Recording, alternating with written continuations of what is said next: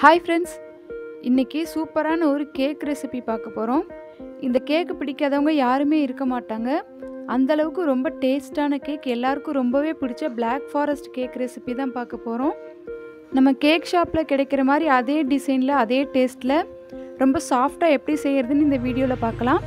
வீடியோக்குள்ளே போகிறதுக்கு முன்னாடி நம்ம சேனலை நீங்கள் இப்போ தான் புதுசாக பார்க்குறீங்க, இன்னும் சப்ஸ்கிரைப் பண்ணலை அப்படின்னா இந்த மாதிரி சப்ஸ்கிரைப் பட்டனை ப்ரெஸ் பண்ணி பக்கத்தில் இருக்க பெல் ஐக்கானை கிளிக் பண்ணி ஆளுங்கிற ஆப்ஷனை கிளிக் பண்ணிக்கோங்க. அப்போ தான் நம்ம போடுற எல்லா வீடியோவும் உங்களுக்கு நோட்டிஃபிகேஷனாக வரும். இப்போ ஃபஸ்ட்டு நம்ம செய்ய வேண்டியது கேக் மோல்டு தான் ரெடி பண்ணி வைக்கணும். நான் 6 இன்ச்சு உள்ள கேக் டின்னில் ஆயில் அப்ளை பண்ணி பட்டர் பேப்பர் போட்டு ரெடி பண்ணி வச்சுருக்கேன். இப்போ ஒரு பவுலில் மேலே சல்லடை வச்சு அதில் 1/2 கப் அளவுக்கு மைதா மாவு, 1/2 ஸ்பூன் அளவுக்கு baking powder, 1/4 spoon baking soda போட்டு 3 ஸ்பூன் அளவுக்கு கொக்கோ பவுடர் சேர்த்து இந்த மாதிரி நல்லா சலிச்சு அதை நல்லா கலந்து எடுத்து வச்சுக்கோங்க. இப்போ இன்னொரு பவுலில் 2 முட்டை எடுத்திருக்கேன். நீங்கள் முட்டை சேர்த்த மாட்டிங்கன்னா 1/2 கப் அளவுக்கு தயிர் சேர்த்துக்கோங்க. கூடவே 1/2 ஸ்பூன் அளவுக்கு வெண்ணிலா எசன்ஸ் சேர்த்து நல்லா பீட் பண்ணி எடுத்துக்கிறேன். நீங்கள் ஹேண்ட் விஸ்கை வச்சு கூட நீங்கள் யூஸ் பண்ணிக்கலாம். இப்போ நமக்கு கொஞ்சமாக நுர வர அளவுக்கு இந்த மாதிரி பீட் பண்ணி எடுத்துக்கணும். எடுத்ததுக்கப்புறமா பொடி பண்ண சர்க்கரையை உள்ளே சேர்த்துக்கிறேன். நம்ம எந்த அளவுக்கு மைதா மாவு எடுக்கிறோமோ அந்த அளவுக்கு சர்க்கரை எடுத்துக்கணும். அப்போ தான் நமக்கு இனிப்பு டேஸ்ட்டு கரெக்டாக இருக்கும். இப்போ சர்க்கரையை ஒரே நேரத்தில் போடாமல் கொஞ்சம் கொஞ்சமாக சேர்த்து இதை பீட் பண்ணி எடுக்கணும். நமக்கு இந்த முட்டை நல்லா பீட் பண்ணி ஒரு ஃபோமியாக கிடைக்கும். இப்போ டார்க் எல்லோ கலரில் இருக்குது. இது லைட் எல்லோ கலரில் வர்ற வரைக்கும் நம்ம சுகரை கொஞ்சம் கொஞ்சமாக ஆட் பண்ணி இந்த மாதிரி பீட் பண்ணிக்கிட்டே இருக்கணும்.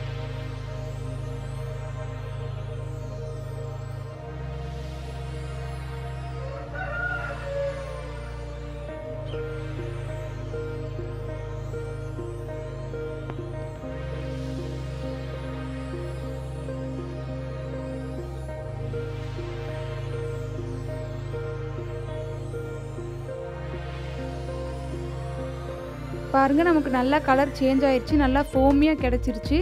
இந்த அளவுக்கு வர்ற வரைக்கும் நல்லா பீட் பண்ணி எடுத்துக்கணும். இப்போ இதில் நான் 30 ml அளவுக்கு உருக்கின வெண்ணெய் உள்ளே சேர்த்துக்கிறேன். நீங்கள் வெண்ணெய்க்கு பதிலாக இதே அளவுக்கு ரீஃபைண்ட் ஆயிலை கூட உள்ளே சேர்த்துக்கலாம். ஃப்ளேவர் இல்லாத ஆயிலாக இருக்கணும். இதையும் சேர்த்துட்டு நல்லா மிக்ஸ் பண்ணி விட்டுக்கோங்க, ஓவர் மிக்ஸ் பண்ண வேண்டாம்.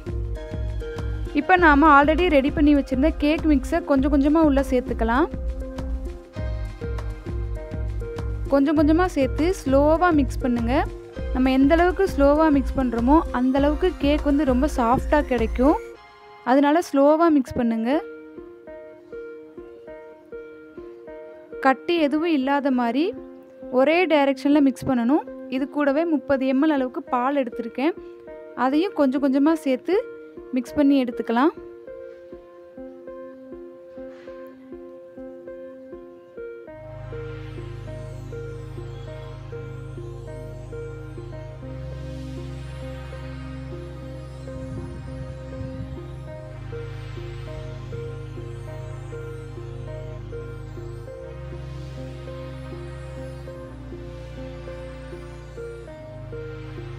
இப்போ எல்லாம் மிக்ஸ் பண்ணதுக்கப்புறம் ஒரு ஸ்பேச்சுலா வச்சு ஓரங்களில் இருக்க மாவையும் உள்ளே சேர்த்து ஒரே டைரெக்ஷனில் மிக்ஸ் பண்ணி எடுத்துக்கலாம்.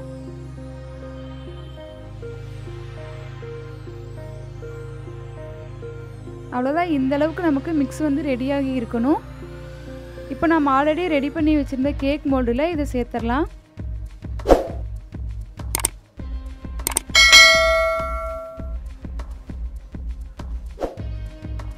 சேர்த்துட்டு நமக்கு ஏர்லாக் எதுவும் இல்லாத மாதிரி இப்படி டேப் பண்ணி எடுத்துக்கோங்க.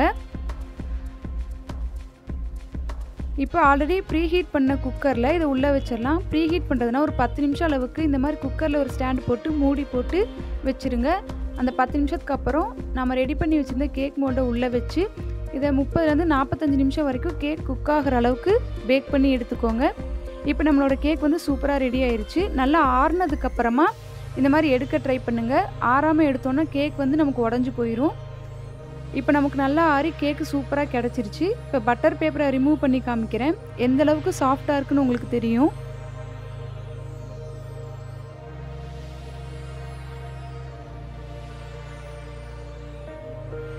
பாருங்கள் எவ்வளோ சாஃப்டாக கிடச்சிருக்குன்னு.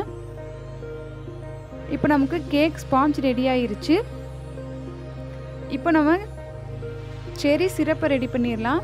ஒரு பவுல் எடுத்து அதில் 1/4 கப் அளவுக்கு துருவன செரி, 1/4 கப்பு சர்க்கரை, அது கூடவே 1/4 கப்பு தண்ணி சேர்த்து இதை நல்லா கொதிக்க வைக்கணும். நமக்கு அந்த செரியோட ஃப்ளேவர் எல்லாமே ஃபுல்லாக அந்த தண்ணியோட மிக்ஸ் ஆகணும். அந்தளவுக்கு நல்லா கலந்து விட்டு ஒரு 1/4 மணி நேரம் அளவுக்கு நல்லா கொதிக்க விடுங்க.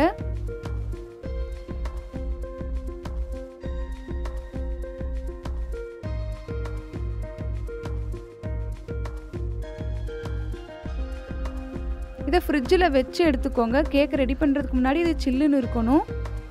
இப்போ கேக்கை வந்து 2 லேயராக நான் கட் பண்ணி எடுத்துக்கிறேன். கேக் கட் பண்ணும்போது இந்த மாதிரி சுற்றி விட்டு கட் பண்ணணும். அப்போ தான் நமக்கு உடையாமல் கிடைக்கும். இப்போ 2 லேயராக கட் பண்ணியாச்சு. இப்போ ஃபஸ்ட் லேயரில் நம்ம ரெடி பண்ண செரி சிரப்பை உள்ளே சேர்த்துக்கிறேன். எந்தளவுக்கு சேர்த்துருமோ அந்தளவுக்கு டேஸ்ட்டாக இருக்கும், ரொம்ப மாய்ஸ்டராகவும் கிடைக்கும். இப்போ இது மேலே விப்பிங் க்ரீமை நான் சேர்த்துக்கிறேன்.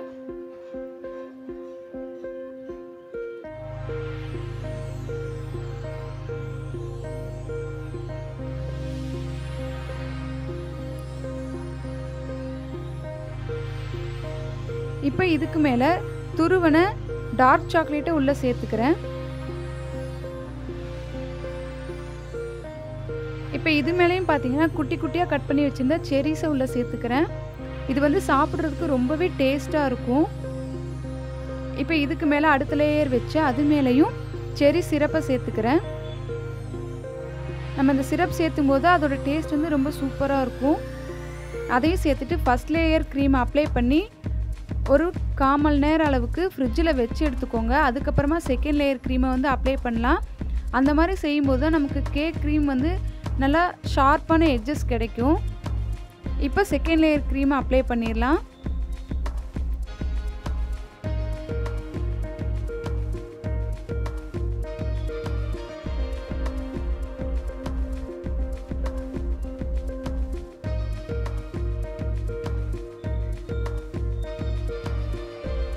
இப்போ செகண்ட் லேயர் க்ரீமையும் நம்ம அப்ளை பண்ணி முடிச்சதுக்கப்புறம் இதை ஃப்ரிட்ஜில் ஒரு 1/2 அன் ஹவர் வச்சு எடுக்கணும். அப்போ தான் நல்லா செட் ஆகும்.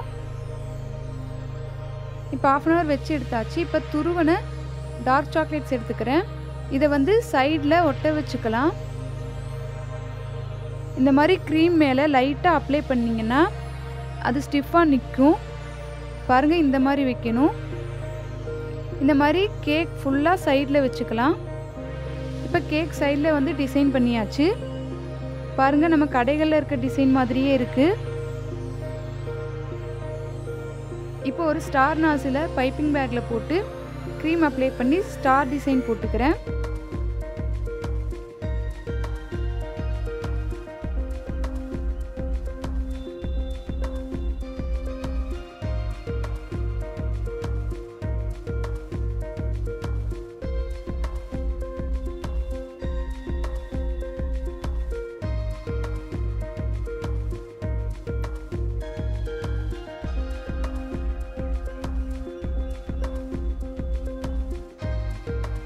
இப்போ இதுக்கு மேலேயும் குட்டி குட்டி ஸ்டார்ஸ் இருக்க மாதிரி டிசைன் பண்ணிக்கிறேன்.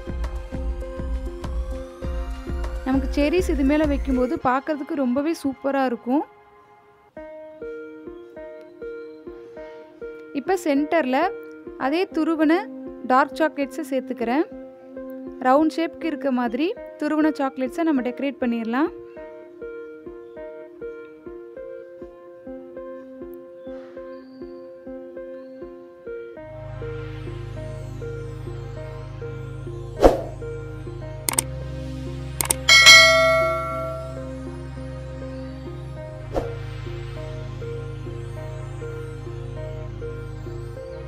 இப்போ இதுக்கு மேலே செரிஸை வச்சு டெக்கரேட் பண்ணிடலாம்.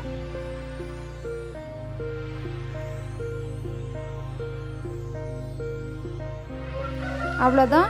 இதை ஒரு 4 மணி நேரம் அளவுக்கு ஃப்ரிட்ஜில் வச்சு எடுத்து சாப்பிடுங்க. ரொம்ப சூப்பராக இருக்கும், ரொம்ப டேஸ்ட்டாக இருக்கும்.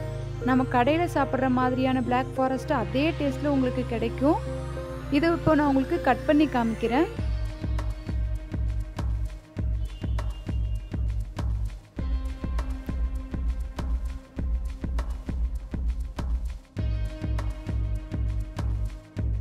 பாருங்கள், நம்ம வச்ச 2 லேயரும் நடுவில் வச்ச க்ரீம் துருவன சாக்லேட்ஸ் எல்லாம் எவ்வளோ நல்லா நமக்கு செட் ஆகி கிடச்சிருக்குன்னு.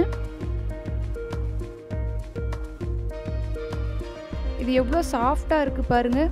நம்ம கடையில் சாப்பிட்ற அதே சாஃப்ட் இதில் கிடைக்கும் உங்களுக்கு.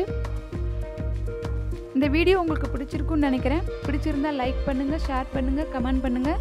மறக்காமல் நம்ம சேனலை சப்ஸ்கிரைப் பண்ணி பக்கத்தில் இருக்க பெல் பட்டனையும் கிளிக் பண்ணிக்கோங்க. அப்போ தான் நம்ம போடுற எல்லா வீடியோவும் உங்களுக்கு நோட்டிஃபிகேஷனாக வரும் ஃப்ரெண்ட்ஸ்.